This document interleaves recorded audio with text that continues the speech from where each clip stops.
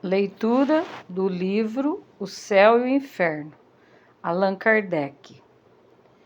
Como pode a justiça de Deus ser menos perfeita que a dos homens? 15. Porém, ainda não é tudo.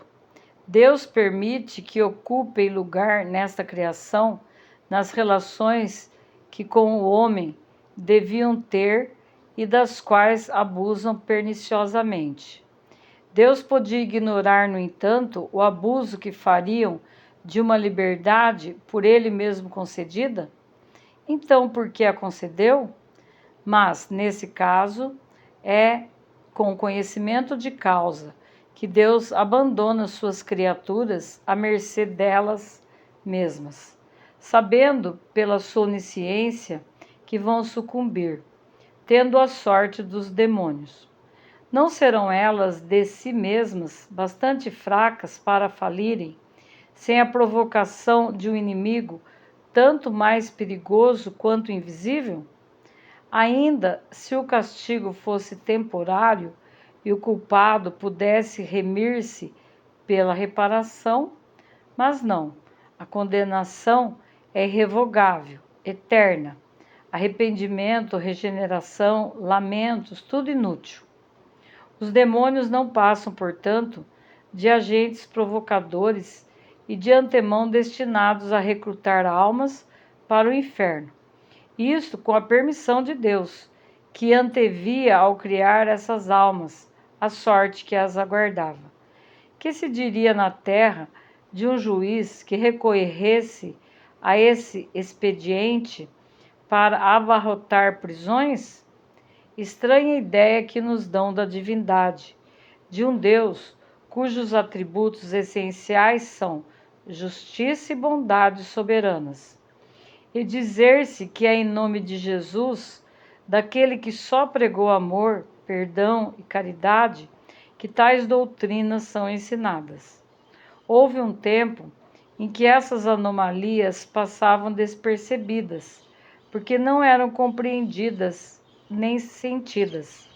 O homem, curvado ao jugo do despotismo, submetia-se à fé cega, abdicava da razão.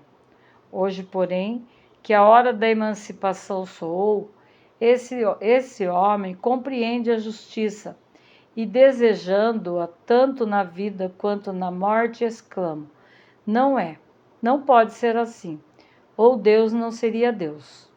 16. O castigo segue por toda parte os seres decaídos. O inferno está neles e com eles. Nem paz, nem repouso, transformadas em amargores as doçuras da esperança que se lhes torna odiosa. A mão de Deus desferiu-lhes o castigo no ato mesmo de pecarem, e sua vontade se obstinou ao mal. Tornados perversos, obstinam-se em o ser e o serão para sempre. São depois do pecado o que é o homem depois da morte. A reabilitação dos que caíram se torna também impossível. A sua perda é desde então irreparável, mantendo-se ele no seu orgulho perante Deus, no seu ódio contra o Cristo, na sua inveja contra a humanidade. Não tendo podido apropriar-se da glória celeste pelo desmesurado da ambição, esforçam-se por implantar o império na terra, banindo dela o reino de Deus.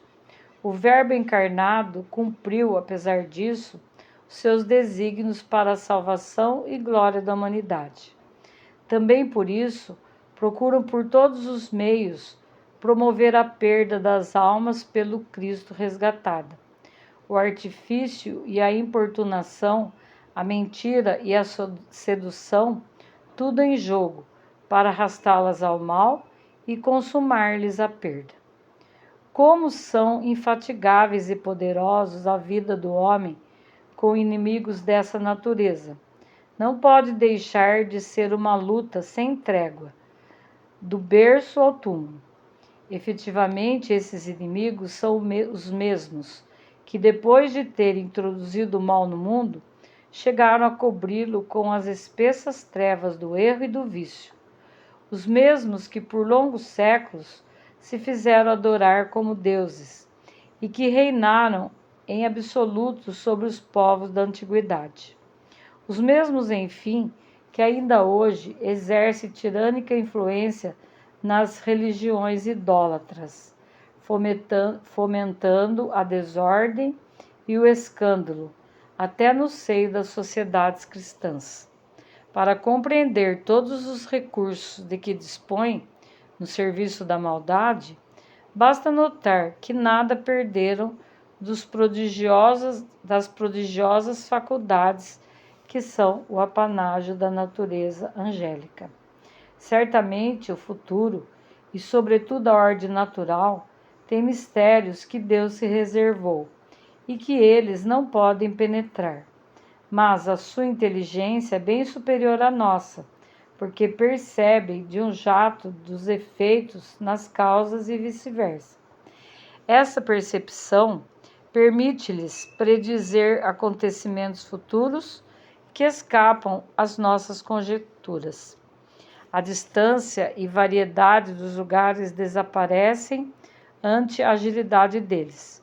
Mais rápidos que o raio, mais rápidos que o pensamento, acham-se quase instantaneamente em diversos pontos do globo e podem descrever à distância os acontecimentos na mesma hora em que ocorrem.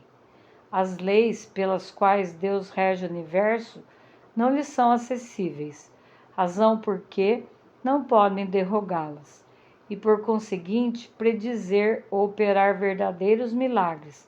Possui, no entanto, a arte de imitar e falsificar, dentro de certos limites, as divinas obras. Sabem quais os fenômenos resultantes da combinação dos elementos, predizem com maior ou menor êxito os que sobrevêm naturalmente, assim como os que por si mesmos podem produzir.